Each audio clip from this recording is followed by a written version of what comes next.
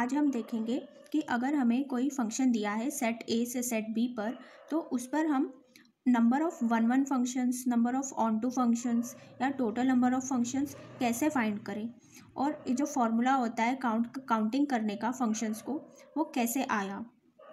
ठीक है, तो मान लो हमें कोई फंक्शन दिया है सेट ए से सेट बी पर, जहाँ सेट ए में कितने एलिमेंट्स हैं, m एलिमेंट्स, और सेट बी में कितने एलिमेंट्स हैं, n एलिमेंट्स, और ये m और n नेचुरल नंबर्स से आ रहे हैं। तो सबसे पहले देखते हैं कि टोटल नंबर ऑफ फंक्शंस हम कितने डिफाइन कर सकते हैं सेट ए से सेट बी पर। ठीक है, total number of functions from set A to set B. अब यहाँ पर हमें सेट ए में कितने एलिमेंट्स दिए हुए हैं, m एलिमेंट्स हैं हमारे पास, और सेट बी में हमारे पास कितने एलिमेंट्स हैं, n एलिमेंट्स हैं। तो अब यहाँ हमें जो 1 है उसको मैप करने के लिए सेट बी में हमारे पास कितनी चॉइसेस है, हम 1 को 1 से n तक किसी भी एलिमेंट पर मैप कर सकते हैं इस एलिमेंट को। तो हमारे पास कितनी चॉइस है इस एलिमेंट के लिए, n चॉइस है। अब ये 2 को मैप करने के लिए इस सेट में हमारे पास कितनी चॉइस है, अभी भी हम 2 को किसी भी n में से किसी भी एलिमेंट पर मैप कर सकते हैं। तो 2 के लिए भी हमारे पास कितनी चॉइस है, n चॉइस है, क्योंकि हम यहाँ पर total number of functions find कर रहे हैं। हमें यहाँ पे 1 या ऑन टू नहीं निकालना है, इसलिए हम 2 को इन n में से कहीं पर भी मैप कर सकते हैं। तो 2 के लिए भी हमारे पास कितनी चॉइसेस आ गई, n चॉइस आ गई। अब इसी तरह यहाँ पे अगर मान लो सपोज 3, तो 3 के लिए भी हमें यहाँ पर मैप करने के लिए 3 भी इंडिपेंडेंट है, कहीं पर भी मैप हो सकता है इन n एलिमेंट्स में से। तो 3 को मैप करने के लिए भी कितनी चॉइस आ गई, n। ऐसे ही सारे एलिमेंट्स जो हैं सेट ए के, उन सब के पास हमारे पास हर एक एलिमेंट के लिए कितनी चॉइस है, सेट बी पे कहीं पर भी मैप होने के लिए n चॉइस है, क्योंकि सेट बी में n एलिमेंट्स है। तो ऐसा टोटल, अब सेट ए में हमारे पास टोटल कितने एलिमेंट्स है, m एलिमेंट्स। तो ये n हम कितनी टाइम्स आ गया हमारे पास, m टाइम्स आ गया। तो ये क्या हो गया हमारे पास, n to the power m। तो हमारे पास टोटल नंबर ऑफ फंक्शंस कितने आ गए, n to the power m, जहाँ n क्या है हमारे पास, कार्डिनलिटी ऑफ कोडोमेन, और m क्या है, कार्डिनलिटी ऑफ डोमेन। तो इसी को हम क्या लिख सकते हैं, cardinality of codomain to the power cardinality of domain. तो ये क्या आ गए हमारे पास, total number of functions from set A to set B. ठीक है, अब हम देखते हैं कि हम 1 फंक्शंस कैसे काउंट करेंगे। हमें f कोई फंक्शन दिया है सेट ए से सेट बी पर, तो जहाँ कार्डिनलिटी ऑफ ए क्या है हमारे पास, m, और कार्डिनलिटी ऑफ बी क्या है, n। तो अब हमें क्या चेक करना है, number of 1 functions from set A to set B. अब यहाँ पर अगर हमारे पास जो सेट ए की कार्डिनलिटी है वो सेट बी के कार्डिनलिटी से ज़्यादा आ गई, मीन्स m अगर ग्रेटर हो गया n से, तो क्या हम कभी भी 1 फंक्शन मैप डिफाइन कर पाएंगे, कभी नहीं कर पाएंगे। जैसे एक एग्जांपल लेते हैं, सेट ए में हमारे पास सपोज कुछ 3 एलिमेंट हैं, और सेट बी में हमारे पास कोई एक एलिमेंट है, मान लो 1। तो अब क्या हम कभी भी यहाँ से यहाँ पर 1 फंक्शन डिफाइन कर पाएंगे, कभी नहीं कर पाएंगे। तो ये फंक्शन हमारा कभी भी 1 होगा, नहीं होगा। तो जब हमारे पास डोमेन में को डोमेन से ज़्यादा एलिमेंट होंगे, उस केस में हम कभी भी 1 फंक्शन डिफाइन नहीं कर पाएंगे। तो जब भी डोमेन में को डोमेन से ज़्यादा एलिमेंट होंगे, तब हमारे पास टोटल नंबर ऑफ 1 फंक्शंस कितने होंगे, 0। अब अगर हमारे पास डोमेन में को डोमेन से लेस एलिमेंट्स हैं, मीन्स m छोटा है n से, तब हम 1 फंक्शंस कैसे काउंट करेंगे। तो अब सेट ए में हमारे पास कितने एलिमेंट्स हैं, m एलिमेंट्स है, और सेट बी में कितने एलिमेंट्स हैं, n एलिमेंट्स है। अब 1 फंक्शन की डेफिनेशन क्या होती है कि इन सारे एलिमेंट्स की इमेजेस कैसी होनी चाहिए, डिस्टिंक्ट होनी चाहिए, 1 मैप्स टू 1, तभी ये फंक्शन हमारा कैसा बन पाएगा 1 1। तो बी में n out of n elements, हमारे पास इन एलिमेंट्स को मैप करने के लिए कितनी चॉइस है, m चॉइस है। तो हमें क्या क्या n में से m एलिमेंट्स को चूज़ करने के लिए क्या है हमारे पास, n c m है। मीन्स हमें आउट ऑफ n एलिमेंट्स हम m एलिमेंट्स को n c m वेज में चूज़ कर सकते हैं, ठीक है। लेकिन अब ऐसे समझो कि अगर हमारे पास ये कोई सेट ए था जिसमें हमारे पास ये एलिमेंट्स थे, और सेट बी में अगर हमने इसे 1 1 फंक्शन बनाया सपोज, ठीक है। तो ये अब यहाँ पर इसी सेम फंक्शन को मैं ऐसे भी तो डिफाइन कर सकती हूँ।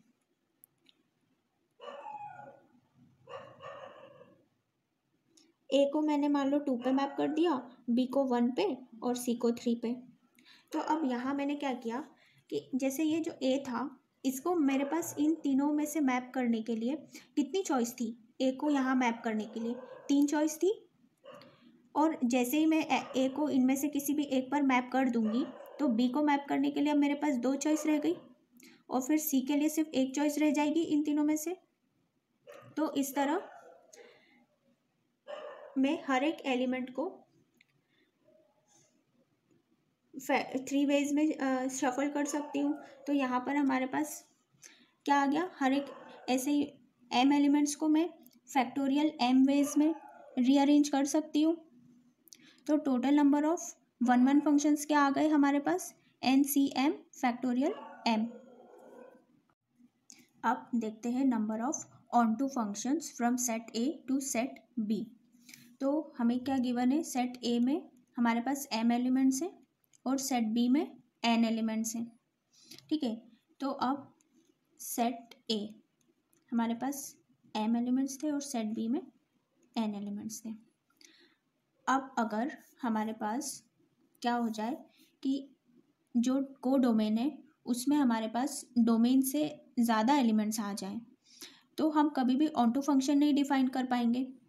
जैसे यहाँ हमारे पास है ए और यहाँ हमारे पास, अब क्या हम कभी भी ऑन टू फंक्शन डिफाइन कर पाएंगे सेट ए से सेट बी पर, कभी नहीं कर पाएंगे।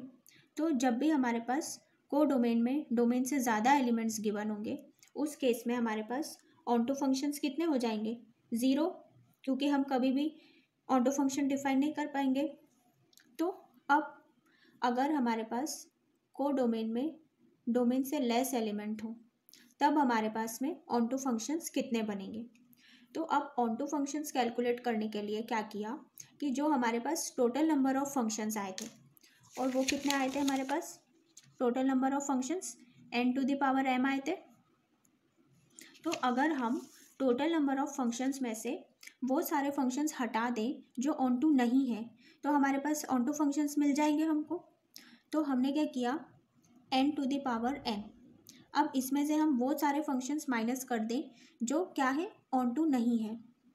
तो मान लो कि हमें इन सेट जो n एलिमेंट्स है सेट बी में उसमें से किसी एक एलिमेंट की अगर प्री इमेज नहीं मिली तो वो फंक्शन ऑन टू नहीं बन पाएगा, है ना। क्योंकि ऑन टू फंक्शन के लिए हमें क्या चाहिए, हर एक एलिमेंट जो को डोमेन में है उसके पास प्री इमेज होनी चाहिए। बट अगर यहाँ से कोई एक एलिमेंट भी छूट गया जिसके पास कोई प्री इमेज नहीं है तो हमारा फंक्शन ऑन टू नहीं बन पाएगा उस केस में।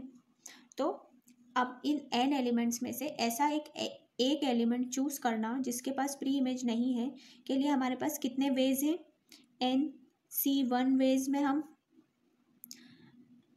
कोई ऐसा एक एलिमेंट चूज कर सकते हैं। तो अब सपोज हमारे पास इस एलिमेंट के लिए प्री इमेज नहीं थी, तो अब हमारे पास सेट बी में कितने एलिमेंट बच गए, n-1 एलिमेंट रह गए हमारे पास। और सेट ए से सेट बी पर जिसमें अब n-1 एलिमेंट है, हम टोटल नंबर ऑफ फंक्शंस कितने डिफाइन कर सकते हैं, को डोमेन की cardinality to the power domain की कार्डिनलिटी, ठीक है। लेकिन अब इसमें क्या हुआ कि हमने यहाँ पर सिर्फ क्या बोला था कि इस n के पास में प्री इमेज नहीं है, तो बचे हुए n-1 एलिमेंट्स पे हमने total number of functions count कर लिए। तो इसमें वो फंक्शंस भी तो आ गए होंगे ना जिसमें मानो कोई 2 एलिमेंट छूट रहे हो जिनके पास प्री इमेज नहीं हो, तो हमें फिर इसमें से वो वाले फंक्शंस को माइनस करना पड़ेगा जिसमें हमारे पास इस n-1 में से भी कोई ऐसे एलिमेंट होंगे ना जिनकी प्री इमेज नहीं मिल पा रही होगी। तो अब मान लो कोई ये इस 1 की प्री इमेज नहीं है हमारे पास, तो ऐसे हम इन n एलिमेंट्स में से कोई 2 एलिमेंट्स चूज करें जिनकी प्री इमेज नहीं है। उसके लिए हमारे पास कितने तरीके हैं? NC2 वेज है हमारे पास। अब सेट बी में हमारे पास कोडोमेन में कितने एलिमेंट्स रह गए? n-2 एलिमेंट्स बचे हमारे पास। और सेट ए में m एलिमेंट्स है, तो सेट ए से सेट बी पे टोटल फंक्शंस हम कितने बना सकते हैं? n-2 to the power m। And ऐसे ही अब इसी प्रोसेस को अगर हम कंटिन्यू करें तो अब अभी तो हमने देखा कि अगर कोई 2 एलिमेंट्स की प्री इमेज ना मिली, ऐसे ही हो सकता है कि कुछ 3 एलिमेंट्स की प्री इमेज ना हो हमारे पास। तो ये तब हम क्या लिखेंगे? -NC3 n-3 to the power m and so on.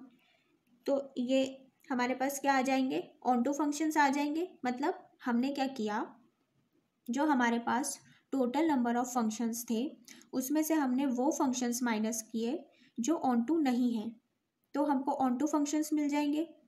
अब सबसे पहले हमने क्या किया कि हमने मान लिया कि अगर किसी एक एलिमेंट की प्री इमेज नहीं है तो वो फंक्शन ऑनटू नहीं होगा। तो इन n एलिमेंट्स में से ऐसा एक एलिमेंट सेलेक्ट करने के लिए हमारे पास कितनी चॉइसेस है? NC1 चॉइस है।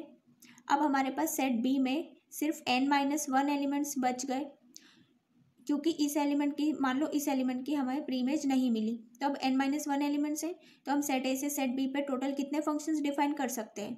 n-1 to the power m, मतलब कोडोमेन की cardinality to the power cardinality of domain.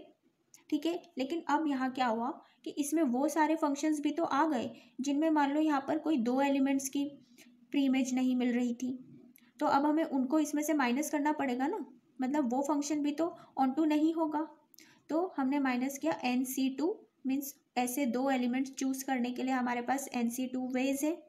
और फिर कोडोमेन में n-2 एलिमेंट्स रह जाएंगे और डोमेन में m एलिमेंट्स है, तो हम टोटल फंक्शंस कितने डिफाइन कर सकते हैं सेट ए से सेट बी पर? n-2 to the power m। तो यहाँ से हमको एक जनरल फॉर्मूला मिल गया क्या? नंबर ऑफ ऑनटू फंक्शंस के लिए n to the power m minus summation -1 to the power r+1 NCR n-r to the power m, जहाँ r क्या है? 1 to n। ओके, तो ये हमारे पास क्या आ गया? Number of onto functions count करने का फॉर्मूला। अब देखते हैं कि अगर हमारे पास डोमेन और कोडोमेन की कार्डिनलिटी सेम हो जाए तो इस केस में number of 1-1 functions from set A to set B कितने होंगे। तो अब यहाँ पर सेट ए और सेट बी दोनों में हमारे पास कितने नंबर्स है, कितने एलिमेंट्स है? n एलिमेंट्स है। तो जब हम 1 को यहाँ से सेट बी में मैप करने के लिए हमारे पास कितनी चॉइसेस है? n चॉइस है हमारे पास। अब 1 अगर हमने कहीं पे मैप कर दिया तो अब बाकी के एलिमेंट्स के लिए मैप करने के लिए हमारे पास कितनी चॉइसेस बची? n-1 चॉइस बची, क्योंकि हमें फंक्शन कैसा बनाना है? 1-1। और ऐसे ही फिर थर्ड एलिमेंट के लिए हमारे पास कितनी चॉइस बचेंगी? n-2 choice बचेंगी। और ऐसे ही लास्ट में हमारे पास सिर्फ एक चॉइस रह जाएगी। तो जब हमारे पास डोमेन और कोडोमेन की कार्डिनलिटी सेम आई तब नंबर ऑफ 1-1 फंक्शंस हमें कितने मिले? Factorial n। और सिमिलरली अगर हमें ऑनटू फंक्शन बनाना है, मीन्स सेट बी के सारे एलिमेंट्स के पास प्री इमेज होनी चाहिए, और फंक्शन की डेफिनेशन क्या बोलती है कि डोमेन के हर सारे एलिमेंट्स यूनिकली मैप होने चाहिए। तो इस केस में भी हमें जब हम number of onto functions check करेंगे from set A to set B तो वो भी हमें क्या मिलेंगे? फैक्टोरियल n मिलेंगे। जब हमारे पास डोमेन और कोडोमेन की कार्डिनलिटी सेम होगी तो हमारे पास नंबर ऑफ बाइजेक्टिव फंक्शंस कितने मिल जाएंगे? वो भी हमें फैक्टोरियल n मिल जाएंगे। ठीक है, और जब हमारे पास m मीन्स डोमेन की कार्डिनलिटी कोडोमेन से ज़्यादा होगी उस केस में हमें बाइजेक्टिव फंक्शंस 0 मिलेंगे, बिकॉज वो ऑन टू नहीं, हम 1 फंक्शन डिफाइन नहीं कर पाएंगे। और अगर हमारे पास डोमेन की कार्डिनलिटी कोडोमेन की कार्डिनलिटी से लेस हुई तो उस केस में हम ऑन टू फंक्शन डिफाइन नहीं कर पाएंगे, तब भी हमें बाइजेक्टिव फंक्शंस कितने मिलेंगे? 0 मिलेंगे। ओके, अब एक क्वेश्चन देते हैं, इसे आप लोग ट्राई करना और आंसर कमेंट बॉक्स में दे सकते हैं। एफ हमारे पास कोई फंक्शन है सेट ए से सेट बी में, सच दैट कार्डिनलिटी ऑफ ए हमारे पास 5 गिवन है और कार्डिनलिटी ऑफ बी गिवन है 3। तो आप लोग को फाइंड करना है कि यहाँ पर कितने 1 फंक्शंस बनेंगे, number of onto function, number of bijective function and total number of functions. ये आप लोग ट्राई करना